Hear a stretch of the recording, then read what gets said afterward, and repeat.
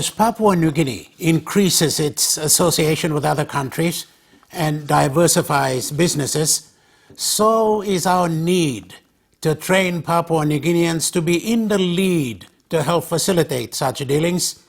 That falls into foreign services training, which comes under Peter Eafeare, Papua New Guinea's former High Commissioner to Fiji, and now the director of that training program. Thank you very much for coming on to this program. Thank you. How are you? I'm very well, thank you. And I'm most privileged to be here with you, John Higgins. Yes, yes. Good to see you anyway. Yes. Last time we met was in the Marshall Islands. And you were the High Commissioner, our High Commissioner to Fiji at that time. That's correct. You're back in Papua New Guinea. You are now the Director of Foreign Service Training. Tell us about it, what you're doing, what we need to do as a country in terms of our relations with other countries, I suppose. Thank you. The Foreign Service Training Program in this current batch began in 2014. Now, I took up this role after having spoken to the Secretary of Foreign Affairs, Mr. Dim, that it would be a good opportunity for people like myself to at least impart some skills and knowledge and experience, yes. and mentor some of our younger generation. It was a bilateral arrangement that was established between both New Zealand Foreign Ministry and our Foreign Ministry, and the first batch, or cohort 1 as we call them, went down in September of 2014. Okay. When you say went down, went to New Zealand? Went to New Zealand, to Victoria University of Wellington, and it's a 3-week program. The program is based on capacity building, and it's a whole of government approach. So it involved invitations to other line agencies, both statutory and departmental, to have them send officers. Okay. So within the program, we have at least 30 every year. Okay, that's the batch. That's the batch. So we have 10 from within the department, 10 direct recruits from university, and 10 from other line agencies like PMs and NEC. We have had immigration. In the current batch, we have Office of Climate Change. It's PNG orientated, it's interactive, it involves role play on current issues, and it also involves information management. That is the 3-week program that we hold at the Victoria University of Wellington.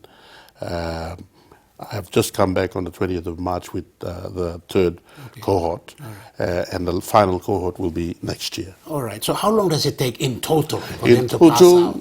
In total, it takes 9 months, and it involves classical diplomatic subject or modules such as development cooperation, negotiation, trade skills, trade craft, protocol. We also have behavior.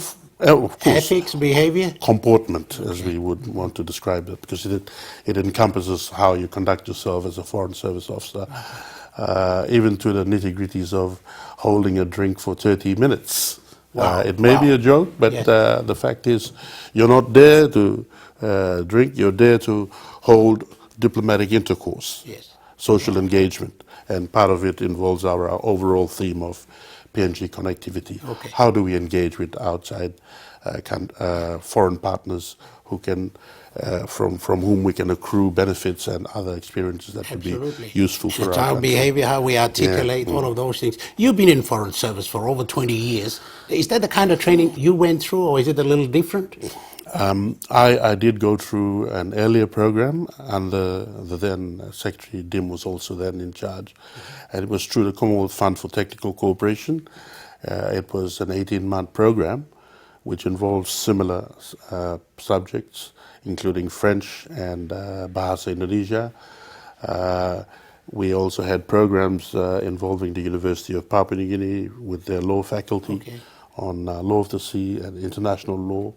And international financial institutions as they relate to the work of foreign affairs. Our diplomats, ambassadors, high commissioners, they're very important people. What we hear in this country is when some of them go wrong. It's not the good things they do. I guess that's behind there, but it's when they go wrong that it gets publicized. What sort of training that's being given here to so that this doesn't get repeated? I think with the advantage of foreknowledge, foresight, and also prevents you from falling into the loopholes that one tends to go into. And it takes commitment, creativity. Also, you have to be confident about who you're representing, and the fact that it weighs heavily on you also, because it's not you. It's not Peter Jaffer, it's not John Eggins. No. It's the nation state of Papua New Guinea that you represent. And what we try to skill them in is building a foundation that is based on integrity, on honesty, and even, it may sound a little like pontificating, but telling them about what truths there are in the Bible, which is a strong foundation that this country is also built on. We're a Christian country. And we draw from that kind of foundation to be able to build character.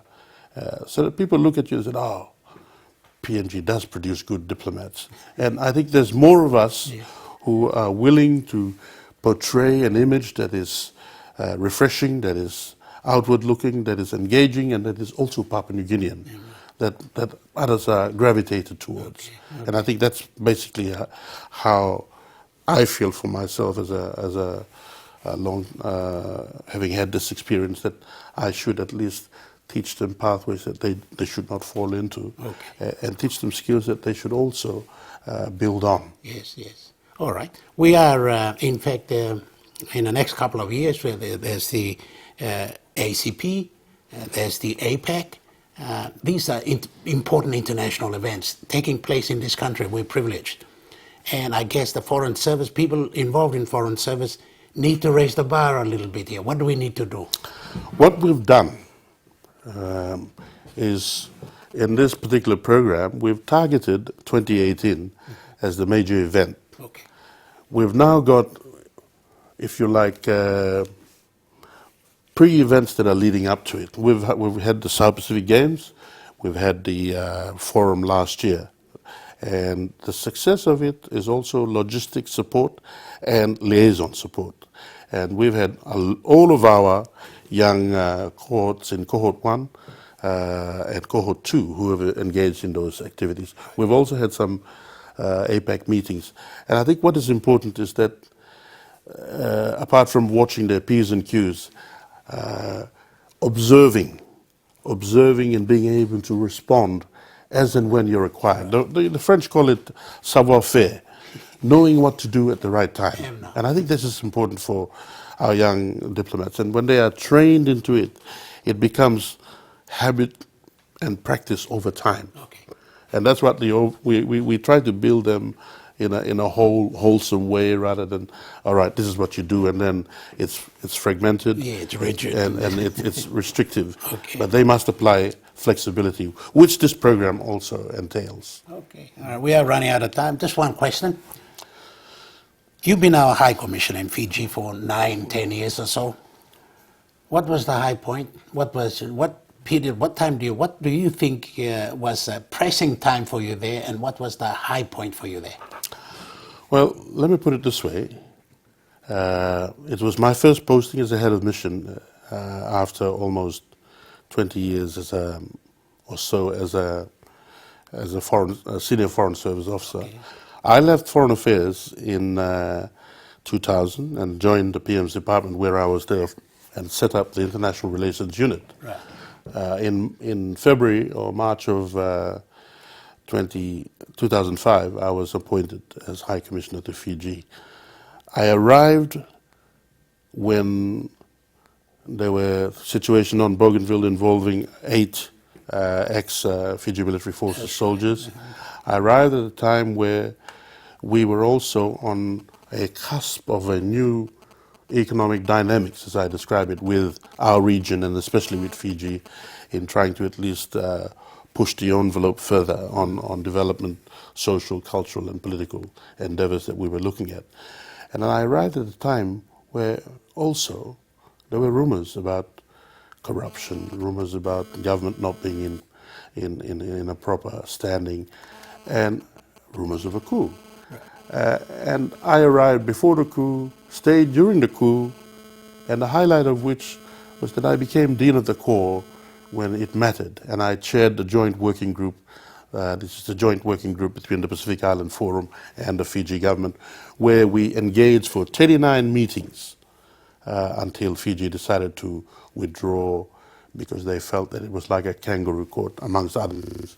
They felt that they were not being given an opportunity to at least try their hand in working towards what they would like to see as their democratic Fiji. They've had elections, they still have challenges, but at least an elected government is in place that is carrying on the responsibility of governing what is a very unique country because it sits at the crossroads of the Pacific. It has a history that is so unique in that crossroads of traders and different political powers have played in Fiji, but they also give us a lot of experience in how we can avoid some of the things that they went through. I doubt whether we will have the kind of challenges that they have because their history has actually laid the foundation of what we see as the modern Fiji. Okay, okay. But I wish them well because I think it's still a great country. It's still a leader. They have something to offer in the region in terms of their own expertise and experience. Okay. I think on that note, we'll leave it there. Thank you very much for talking to us. Thank you, John. Peter Eafeare, the Director of the Foreign Service Training. This has been PNG Tonight. Thank you for watching. We'll have for you another program at the same time tomorrow. Good night.